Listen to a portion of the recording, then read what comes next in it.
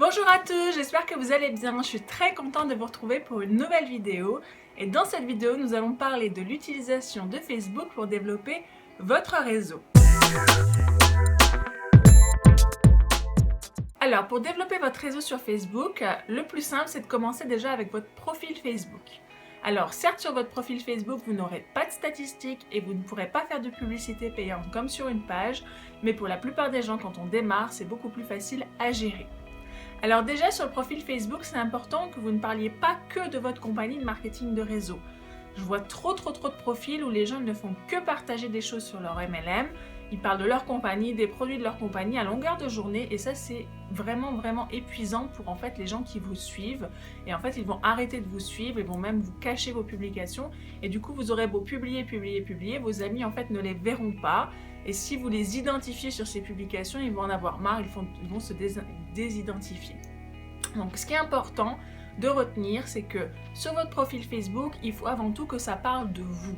Donc ça peut être une déclinaison de vous dans votre vie privée et de vous dans votre vie professionnelle, et donc qu'on puisse vous voir en action par rapport à ce que vous faites dans votre activité de marketing de réseau.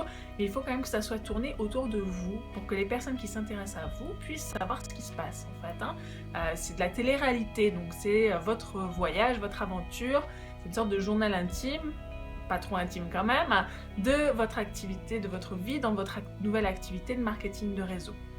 Donc ça c'est extrêmement important de garder cette ligne de conduite là et d'apporter de la valeur. Donc la valeur que vous pouvez apporter aux gens qui vous suivent peut prendre différentes formes. Ça peut être humoristique, ça peut être mignon comme tout, ça peut être intelligent, ça peut être sous forme de formation, donc éducatif, ça peut avoir différents aspects, mais il faut apporter quelque chose aux gens qui vous suivent.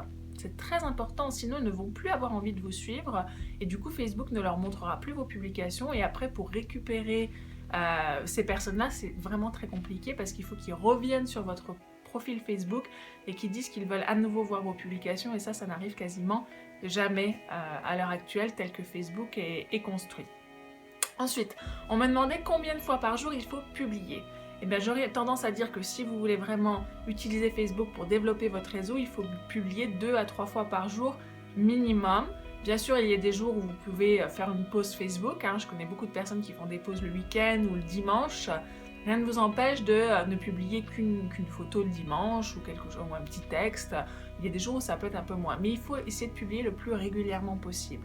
Alors si vous regardez mon profil Facebook, vous verrez que je ne suis pas forcément très douée pour ça. Il y a des périodes où je ne publie plus et on ne me voit plus, et il y a des périodes où je publie régulièrement. Mais sachez que ce n'est pas tellement par Facebook que j'ai le plus de mes contacts, c'est plus par rapport à mon blog et à mes vidéos que je fais. J'utilise Facebook pour rester en contact avec vous, pour parler de ce qui m'intéresse, pour parler de ce que je fais, pour parler de où c'est que j'en suis dans mes activités, etc. Mais c'est vrai que c'est pas ma première source de contact, en tout cas en France et en français, en francophonie. Et donc du coup, j'y suis parfois à certains moments un peu moins active. Si vraiment vous voulez que Facebook soit votre domaine de prédilection, il faut vraiment être actif régulièrement pour que les gens vous voient. Parce qu'en fait, c'est loin des yeux, loin du cœur, Facebook.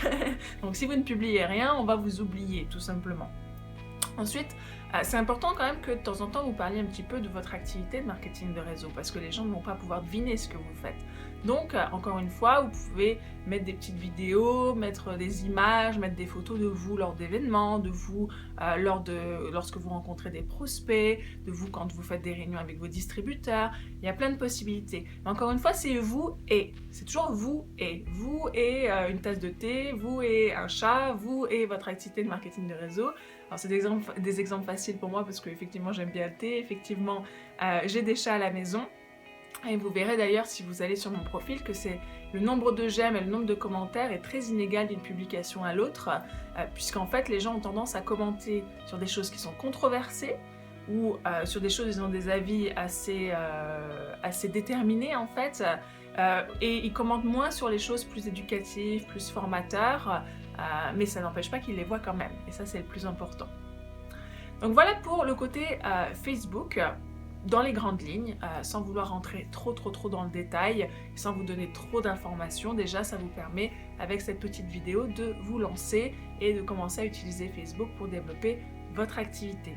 Pensez quand même que tout le monde ne voit pas vos publications, ça c'est C'est important d'en avoir conscience, hein. C'est pas parce que vous avez 1500 amis qu'à chaque fois que vous publiez quelque chose, les 1500 personnes vont le voir. Ça dépend de quand les personnes se connectent à leur profil Facebook, combien d'amis ils ont, qu'est-ce que leurs autres amis ont publié, combien de personnes ont commenté sur les publications des autres amis. Enfin, Facebook utilise un algorithme assez compliqué pour déterminer s'il va montrer ou pas votre publication à tel ou tel ami que vous avez.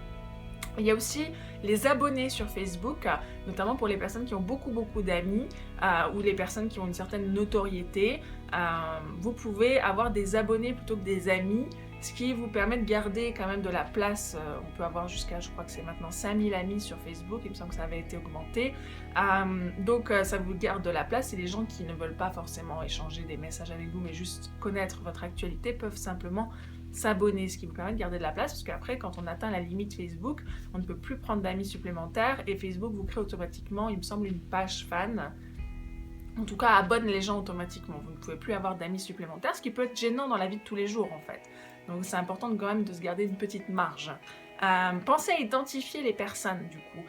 Si vous identifiez quelqu'un, elle va forcément recevoir une petite notification dans cette petite terre, qui a souvent des notifications, d'ailleurs c'est là que sont les notifications. Il va forcément recevoir une notification et ça c'est bien parce que comme il y a certaines personnes qui ne voient sûrement pas vos publications, c'est un bon moyen d'être sûr qu'elles ont au moins une petite notification. Après il y a des personnes qui vont en avoir ras-le-bol que vous les notifiez tout le temps et que vous les identifiez. Donc ces personnes-là, si elles vous disent écoute ça m'intéresse pas et tout, ne le faites plus, hein. Ayez une attitude respectueuse envers les autres. Après il y a d'autres personnes qui vont être très contentes de ne rien louper de ce que vous mettez. Donc c'est quand même une pratique assez courante sur Facebook pour pouvoir être vu en fait, hein, tout simplement. Une autre astuce également est d'utiliser les emojis dans votre texte. Alors les emojis, c'est une petite application, c'est un clavier emoji en fait que vous téléchargez dans l'Apple Store ou dans le Google Play et que vous allez donc installer et ça va être un clavier sur votre téléphone portable. On ne peut pas l'installer ni sur ordinateur, à ce que je sache en tout cas. Et donc du coup, c'est uniquement sur votre portable. Donc quand vous faites une publication sur Facebook ou sur n'importe quel réseau social ou dans les messages textes, les SMS d'ailleurs, vous pouvez insérer ces petites images qui expriment des émotions. Ça peut être un sapin de Noël, il y a un paquet cadeau, il y a une espèce de réveil. Enfin, il y a plein de petites choses comme ça que vous pouvez insérer en plus du texte. En fait, c'est des toutes petites images, c'est ce qu'on appelle des emojis ou des émoticônes aussi. Donc vous l'installez et en fait le fait d'utiliser dans vos publications, ça va rendre vos publications plus ludiques. Et les gens aiment beaucoup en fait, ils apprécient énormément qu'on prenne le temps d'utiliser ces petites icônes et c'est assez sympa, c'est assez vivant, donc je vous conseille de les utiliser. Il y avait une étude qui avait été réalisée il y a un petit moment, au tout début, et les personnes qui utilisaient les emojis étaient beaucoup plus considérées comme tendance et étaient plus suivies que les personnes qui ne les utilisaient pas. Donc comme moi je trouve ça super ludique, je voulais vous en parler.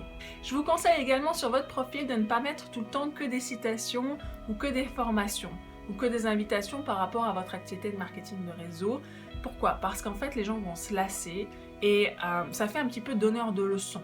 Donc comme vous avez vos amis, votre famille, des anciens collègues de travail, des anciens potes de fac, etc.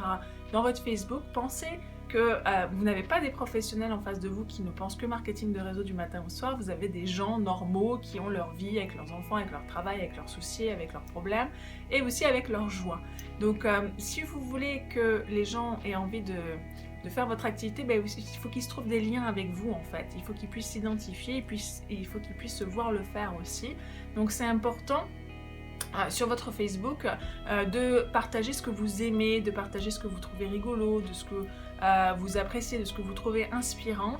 Donc utilisez aussi votre Facebook pour faire transparaître votre personnalité. Utilisez votre Facebook pour faire transparaître votre personnalité pour que les gens puissent se trouver des points communs avec vous. D'autant plus les gens qui ne vous connaissent pas, puisque avec les blogs, le blogging et les vidéos, vous allez pouvoir aussi attirer des personnes à vous qui ne vous connaissent pas et qui vont vous ajouter sur les réseaux sociaux. Et bien ces personnes, si vous voulez qu'un jour elles rejoignent votre équipe, il faut qu'elles aient le sentiment de vous connaître.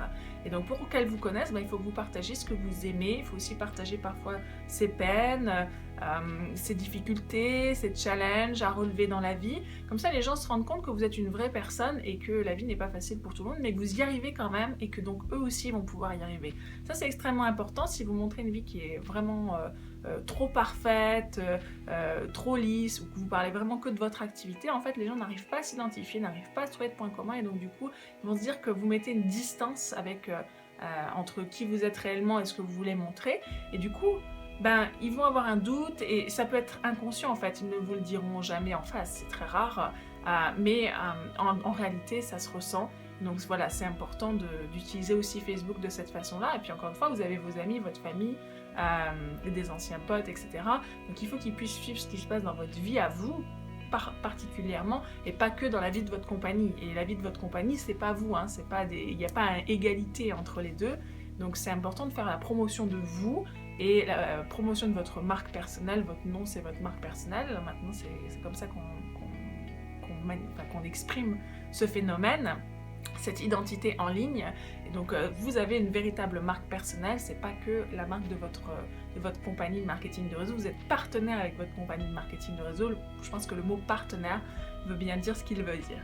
Clairement, Facebook pour moi, ça n'a pas été au centre de ma stratégie de développement sur le web. Facebook, c'est un complément, c'est un accompagnateur, comme les autres réseaux sociaux, comme Twitter et Instagram. Mais clairement, le centre de ma stratégie marketing sur Internet, c'est vraiment le blog et les vidéos. Et je connais peu de personnes qui utilisent uniquement Facebook en fait pour développer par Internet. Soit ils utilisent Facebook en complément avec le travail qu'ils font sur le terrain, donc les gens qu'ils rencontrent, ils les ajoutent sur Facebook, comme ça permet de les garder en contact et de leur envoyer des informations un petit peu en automatique régulièrement sur vous, sur votre activité, etc. Donc c'est soit Facebook plus un complément, un travail sur le terrain qui n'est pas le complément mais qui est le travail principal et Facebook en complément du travail sur le terrain, soit c'est Facebook en complément du travail sur Internet à travers le blogging et les vidéos, ou alors une combinaison de tout ça. Donc Facebook, ça ne se suffit pas à lui-même aujourd'hui, à moins de faire après de la publicité payante. Mais je sais que certaines personnes n'ont pas envie de faire ça, donc après vous pouvez avoir une page et faire de la publicité payante, et là ça peut devenir vraiment votre stratégie principale.